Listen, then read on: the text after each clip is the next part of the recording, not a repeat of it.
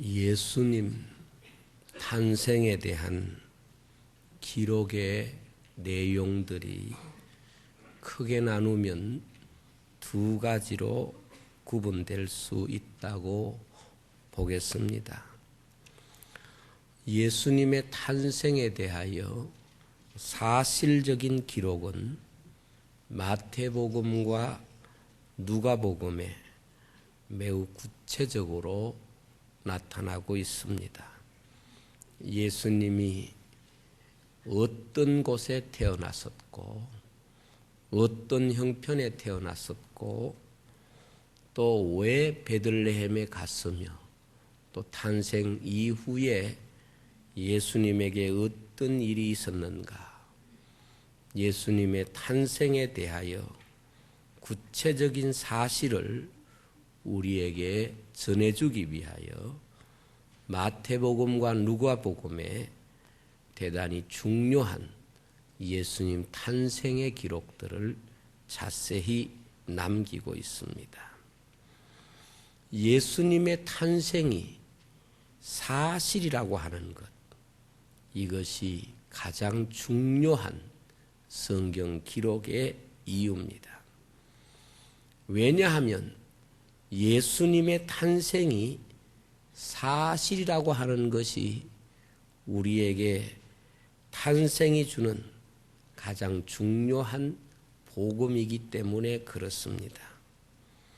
때문에 성경은 예수님의 출생의 의미 이런 부분들도 많이 기록하고 있지만은 출생의 사실 자체를 먼저 기록하여 우리에게 가르쳐 줌으로써 예수님 출생이 사실임을 우리가 믿어야 하는 가장 중요한 가르침을 주고 있습니다.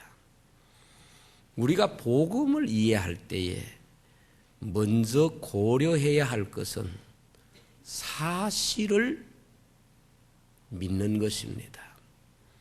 믿는 사람들 가운데 보면 복음이 가지고 있는 객관적인 지식, 사실적인 지식이 너무 부족한 사람들이 많이 있습니다. 그래서 어떤 경우에 예수 그리스도를 오래 믿었다고 말하는데 예수님이 어디에서 태어났는지, 예수님께서 몇 살까지 세상에 사셨는지, 예수님의 어머니는 누구신지 아버지는 누구신지, 예수님은 또 며칠 동안 금식기도 하셨는지, 이런 어떤 사실적인 지식이 부족한 사람들이 많이 있습니다. 이런 분들은 이렇게 이야기할 수 있습니다.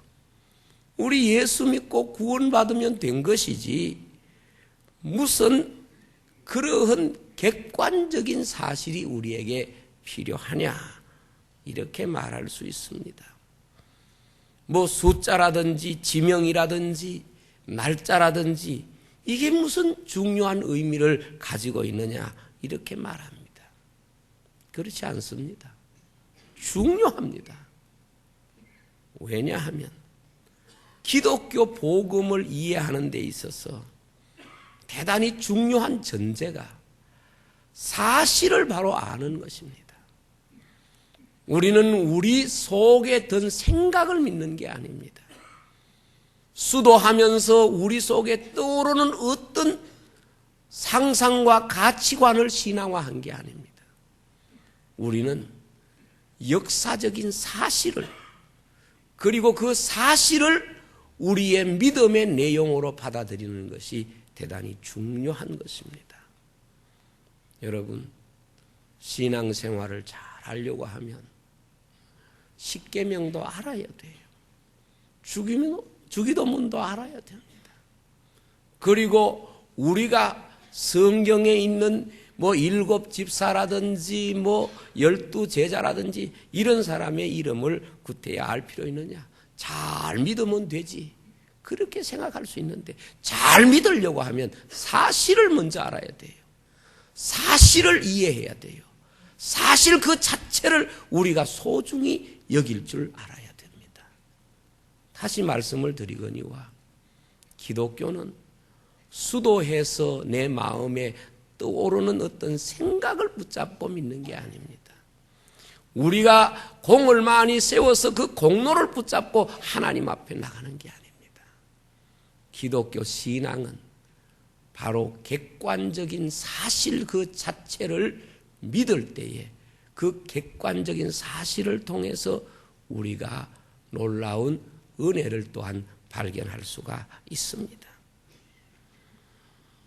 이것은 마치 음식을 만드는 사람이 식물의 이름을 객관적으로 알고 그 식품의 성분을 객관적으로 아는 것이 중요한 것과 같습니다. 어떤 사람은 이렇게 생각할 수 있습니다. 음식이라고 하는 건 먹자고 하는 건데 음식 맛만 좋으면 되는 것이지 뭘 만들든지 이 식품의 영양이 어떠하든지 그게 뭐 중요하냐 이렇게 말할 수 있습니다. 물론 먹는 사람 입장에서는 재료가 무엇이든지 이 음식의 영양 성분이 무엇이든지 그것보다는 맛있으면 그것이 뭐 그 음식을 먹는데 좋은 그런 내용이 될 수가 있습니다. 그것이 중요할 수가 있습니다. 그러나 음식의 재료를 객관적으로 아는 것이 때로는 그 음식 자체보다도 중요할 수가 있습니다. 왜냐하면 음식은 한 번 먹지만은 그 재료를 객관적으로 아는 지식은 모든 음식을 이해하는데 그에게 도움을 주기 때문에 그렇습니다. 그래서 여러분들이 예수님의 탄생에 대한 기록을 알 때에 마태복음과 누가복음의 역사적인 사실 그 자체를 상세하게 기록하고 있는 것은 우리가 예수님에 대하여 말씀에 대하여 이해할 때 사실 자체를 이해하고 믿는 것이 중요하다는 것을 가르치고 있는 겁니다. 다음은 요한복음입니다.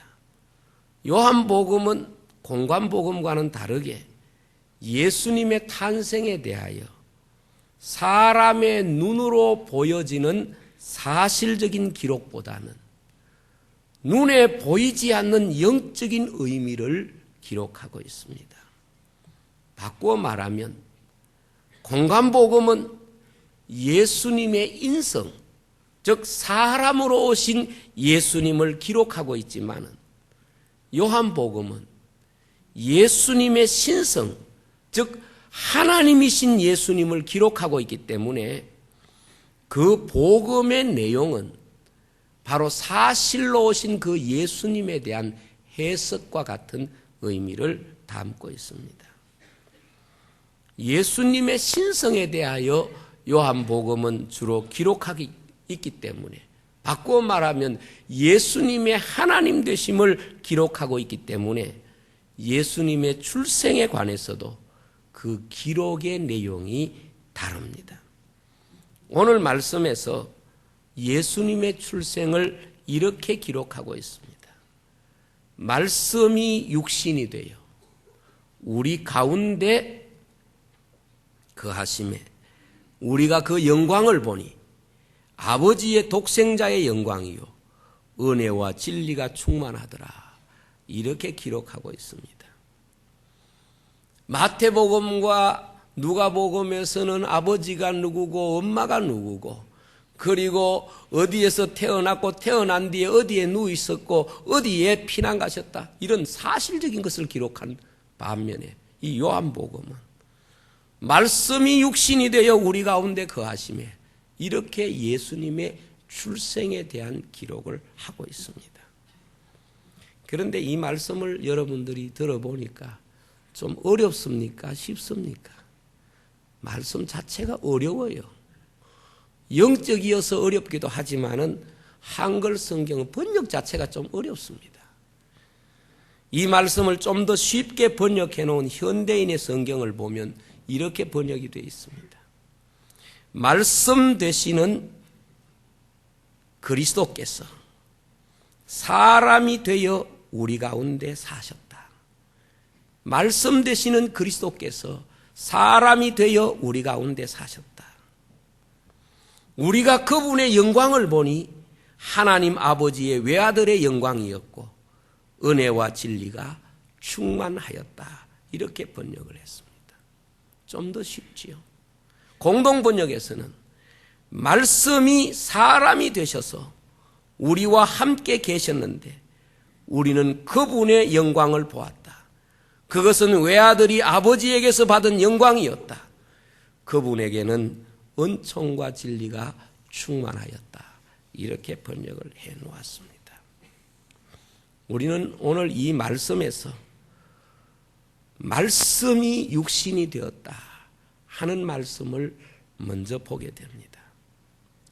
말씀이 육신이 되었다 그렇게 말씀할 때에 여기에 말씀은 우리가 흔히 말하는 기록한 이런 말씀을 의미하기보다는 헬라 원어에 보면은 로고스라고 해서 이 말씀은 바로 그리스도를 지칭하는 말씀으로 그렇게 번역을 해야 맞습니다. 여기에 말씀을 잘 설명하고 있는 것이 바로 요한복음 1장 1절입니다. 성경에는 말씀이 나타나고 있는 그러한 현상에 대하여 말씀하고 있는데 요한복음 1장에는 말씀이 우리 가운데 나타나고 있는 현상에 대하여 두 가지로 말씀하고 있습니다. 먼저 요한복음 1장 1절에는 태초에 말씀이 계시니라. 이 말씀이 하나님과 함께 계셨으니 이 말씀은 곧 하나님이시라. 그가 태초에 하나님과 함께 계셨고 만물이 그로 말미암아 지은 바 되었으니 지은 것이 하나도 그가 없이는 된 것이 없느니라. 그렇게 말씀했어요. 요한복음 1장 1절에 말씀이 나타난 그 성격을 창조라고 말씀하고 있습니다. 그 다음에 말씀이 육신이 되어야 하는 14절의 말씀은 말씀에 나타난 현상을 성육신으로 그렇게 표현하고 있습니다. 그러면 요한복음 1장 1절에 태초에 말씀이 계시니라. 이 말씀이 하나님과 함께 계셨고 그리고 만물이 그로 말미암아 지은 바 되었으니 지은 것이 하나도 그가 없이는 된 것이 없다고 말씀했습니다. 즉 요한복음에서 말씀은 두 가지로 나타나는데 하나는 창조로 나타나고 하나는 사람 즉 성육신으로 나타난다는 것을 1절과 14절에 말씀하고 있습니다. 그런데 이 말씀이 역사세계에 처음으로 나타난 장면이 바로 창조를 통하여 나타났다 하는 말씀입니다. 이 요한복음의 말씀은 바로 그리스도를 말씀하고 있는데 그리스도가 역사세계에 처음으로 나타난 장면이 창조를 통하여 나타났는데 오늘 말씀에 만물이 그로 말미암아 지은 바 되었고 지은 것이 그가 없이 된 건 하나도 없다. 그렇게 말씀하고 있습니다. 우리는 여기에서 매우 중요한 진리를 배우고 있습니다. 무엇인가 하면 그리스도 대신 예수님이 이 역사 세계 속에 나타나는 두 가지 큰 특징이 있는데 하나는 창조를 통하여 자신을 나타내셨고 하나는 성육신을 통하여 자신을 나타내셨다 하는 말입니다. 그러므로 창조가 하나님의 계시가 되는 중요한 이유는 그 창조 속에 이미 그리스도가 있었기 때문에 바로 이 창조를 통하여 하나님은 중보 사역에 중요한 의미를 담아 두신 것입니다. 그런데 요한복음 1장 1절도 여전히 어렵습니다. 태초에 말씀이 계시니라. 이 말씀이 하나님과 함께 계셨으니 이 말씀이 곧 하나님이시라. 참 어렵지 않습니까? 현대인의 성경에 보면 우리가 아주 이해되기 쉽도록 그렇게 번역이 되어 있습니다. 현대인의 성경에 이렇게 번역이 되어 있습니다. 우주가 존재하기 전에 말씀 되시는 그리스도가 계셨다. 그분은 하나님과 함께 계셨으며 바로 그분이 하나님이셨다. 그리스도는 맨 처음부터 하나님과 함께 계셨고 모든 것은 그분을 통하여 창조되었으며 그분 없이 만들어진 것은 아무것도 없다. 이렇게 번역이 되어 있습니다. 성경은 그리스도가 자신을 나타내신 대단히 중요한 두 가지 계시 방편을 우리에게 보여주는데 바로 요한복음 1장 1절을 통하여는 그리스도가 창조를 통하여 자신을 계시하셨다. 이 말씀을 하고 있고 14절은 바로 그리스도가 사람의 몸을 입고 우리 가운데 나타나셨다 하는 것을 말씀하고 있는 것입니다. 그러므로 성경은 하나님이 창조하신 만물을 통하여 하나님께서 인간을 구원하시는 중요한 계시를 나타내 주셨는데 왜 그 창조 속에 하나님의 계시가 나타나는가 하면 바로 그 창조 속에 그리스도가 계셨기 때문에 그런 것입니다. 그래서 자연은 하나님의 계시이고 신학으로 이것을 자연계시라고 표현하고 있습니다.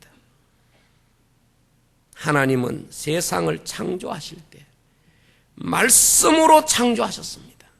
바로 그 말씀이 그리스도의 사역이었다는 것을 말씀하고 있습니다. 그래서 오늘 이 말씀 안에 지은 것이 하나도 그가 된 것이 그가 없이 된 것이 없다고 말씀하고 있습니다. 창조 사역은 하나님이신 그리스도가 자신을 나타내시는 사역입니다. 그러므로 이 모든 창조된 피조물 속에는 하나님께서 그리스도를 통하여 우리에게 주시는 귀한 사랑이 담겨져 있습니다. 우리가 자연을 가만히 보면 얼마나 하나님이 우리를 사랑하시고 얼마나 우리에게 유익한 것을 이 자연을 통하여 우리에게 깨닫게 하시는가 하는 것을 알게 됩니다.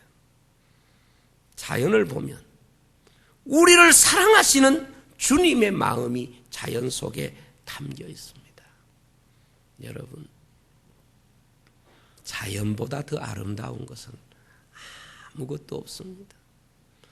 사람이 아무리 기술이 좋아가지고 많은 것들을 연구하고 아름답게 꾸며도 결코 자연보다 아름다울 수는 없는 것입니다. 그래서 우리가 지금 대단히 좋은 것들로 많이 꾸미지만은 궁극적으로 목적이 어딘가 하면 자연과 가장 닮도록 하는 데 있습니다. 왜? 자연보다 아름다운 게 없기 때문에 그렇습니다. 또 자연보다 사람을 더 유익하게 하는 것이 없습니다. 여러분, 우리가 아무리 많은 것들을 취할 수 있다고 할지라도 자연보다 우리 사람에게 유익을 주는 건 없어요. 또 자연보다 더 순수한 게 없습니다. 아무리 우리가 세상에서 순수한 것을 만든다고 할지라도 자연이 갖고 있는 순수함보다 순수한 게 없습니다. 자연은 최고의 아름다움이 담겨 있습니다. 그래서 자연을 보면 사람은 마음에 감동을 받고 자연을 보면 사람의 마음은 평안을 얻고 자연을 보면 사람의 마음은 순수해져가는 것입니다. 자연을 통하여 그리스도는 역사 세계 속에 먼저 자신을 계시하셨다 하는 것이고, 두 번째로는 요한복음에서 그리스도가 인간 세계 속에 자신을 나타내는 방식을 설명하면서 말씀이 육신을 입고, 즉 성육신의 사건으로 말씀하고 있습니다. 그래서 예수님의 출생은 인간 앞에 드러내시는 자기 자신의 두 번째 계시의 방식입니다. 자연은 예수님의 지혜와 능력과 사랑이 담겨져 있다면 성육신은 우리를 사랑하여 구원하시는 하나님의 계획이 담겨 있는 것입니다. 그러므로 성육신은 출생에서부터 죽음까지 우리를 정말 사랑하시는 하나님의 사랑이 그 안에 담겨 있는 것입니다. 주님이 세상에 육체로 오신 자체가 바로 사랑입니다. 주님은 사람을 구원하시기 위하여 인간의 몸을 입고 오셨습니다. 영이신 하나님이 사람의 눈에 보이도록 사람의 모습을 하셨습니다. 영이신 거룩하신 하나님이 사람과 교제하기 위하여 사람이 되셨습니다. 죄 없으신 하나님이 사람을 구원하시기 위하여 사람의 몸을 가지셨습니다. 때문에 주님의 탄생은 단순한 사건이 아니라 주님의 탄생은 바로 우리와 같이 되셨다는 말입니다. 하나님과 함께 계셨던 바로 그 말씀이 우리 곁에서 우리의 모습으로 오셔서 우리를 구원하셨다는 말입니다. 때문에 예수님이 육체를 입으셨다는 사실은 바로 고난을 말합니다. 우리는 그리스도를 말할 때에 십자가의 고난만을 생각하기가 쉽습니다. 그러나 주님이 육체를 입으셨다는 것은 그 모든 것이 다 고난을 의미합니다. 주님은 우리를 구원하시기 위하여 죄로 말미암아 멸망받을 우리를 구원하시기 위하여 우리가 당해야 할 모든 고난을 주님이 사람으로 오셔서 세상에 살면서 우리의 고난을 친히 담당하신 것입니다. 그래서 주님은 이 세상에 살면서 겪는 모든 고난을 가장 깊이 경험하신 분이 바로 주님이십니다. 우리 인생에게 고난을 말할 때 크게 세 가지로 말할 수 있습니다. 우리 인생에게 있어서 고난은 첫 번째 출생입니다. 왜 출생이 고난입니까? 성경에 범죄한 아담과 하와를 찾아가셔서 하나님께서 하신 말씀이 뭔가 하면 범죄한 인생에게, 특별히 여자에게 무슨 수고를 더하게 한다? 해산의 수고를 하게 한다 그랬어요. 그래서 범죄한 인간이 가장 먼저 받게 되는 고난의 내용이 뭔가 하면 바로 해산의 수고, 출생의 고난을 말하고 있습니다. 그 다음에 이마에 땀이 흘러야 먹고 산다. 삶의 수고가 있습니다. 그 다음 세 번째, 정령 죽는다는 거예요. 죽음의 고난이 있습니다. 사실 우리 사람에게 세 가지 고난의 성격이 있는데 출생의 고난, 삶의 고난, 그리고 죽음의 고난이 있습니다. 주님도 이 세상에 오셔서 그 고난을 피하지 아니하셨습니다. 먼저 주님의 출생을 보면 어떤 사람의 출생보다도 많은 고난이 있는 출생이었습니다. 마리아는 만삭의 몸을 가지고 베들레헴까지 가셨습니다. 참으로 힘든 여정이었을 겁니다. 그리고 해산할 곳이 없어서 짐승의 우리에서 태어나셨습니다. 그리고 주님이 처음 누이신 곳이 바로 짐승의 구유였습니다. 출생 후 애굽으로 피난을 가야 했습니다. 그 사막길, 광야길을 거쳐서 애굽까지 가장 힘들고 위험한 길을 갔어야 했습니다. 여러분, 세상의 출생 가운데 어머니 입장에서나 자녀 입장에서 예수님의 출생보다 더 힘든 고난의 출생이 어디에 있습니까? 주님의 삶도 고난이었습니다. 주님은 굶주리셨습니다. 주님은 한때 이렇게까지 말씀했습니다. 산의 여우도 굴이 있고 공중의 새도 깃들 곳이 있는데 인자는 머리 둘 곳이 없다고 말씀하셨습니다. 주님의 죽음도 고난이었습니다. 주님의 죽음은 어떤 인생의 죽음보다 심한 고난의 현장이었습니다. 육체적으로 가장 고통스러운 그런 죽음을 당하셨습니다. 정신적으로 가장 고통이 심한 죽음을 당하셨습니다. 어머니의 통곡 소리를 들으면서 죽으셨습니다. 영적으로 가장 큰 고난을 당하신 죽음이었습니다.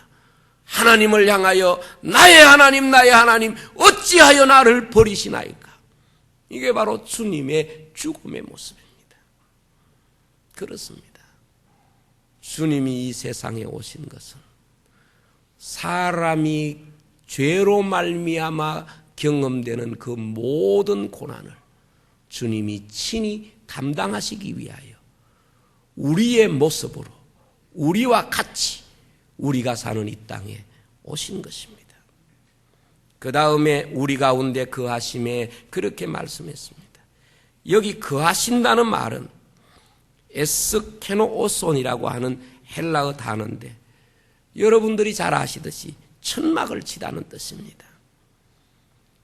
예수님께서 세상에 오신 것은 우리 가운데 천막을 친 그러한 일이라는 말입니다.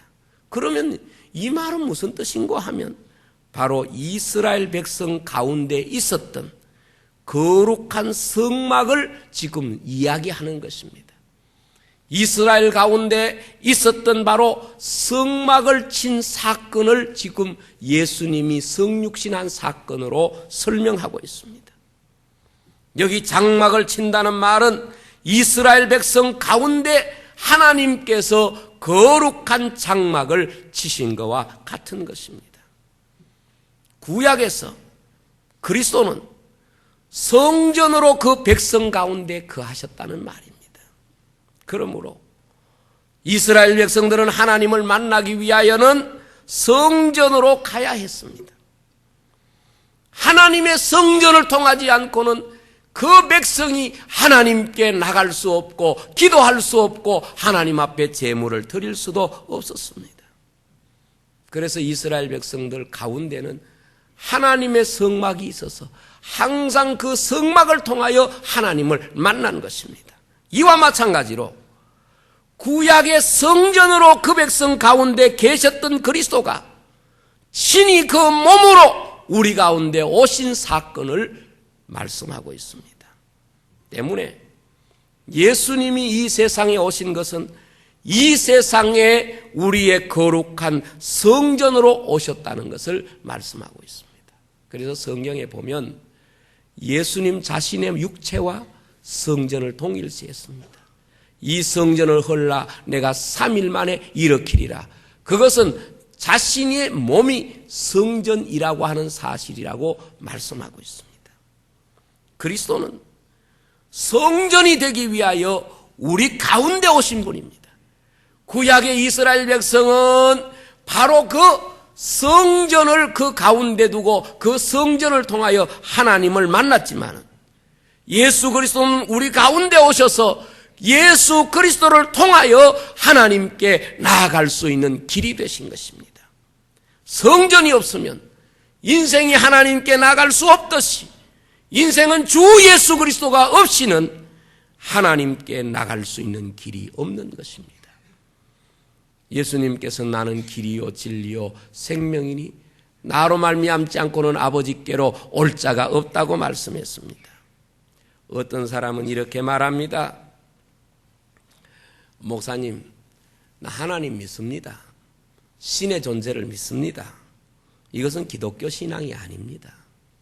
많은 사람들이 그저 하나님에 대하여 신의 존재에 대하여 나가 믿는다 그렇게 말합니다. 안 믿는 사람도 신의 존재를 부정하지 않고 믿는 사람들이 많습니다.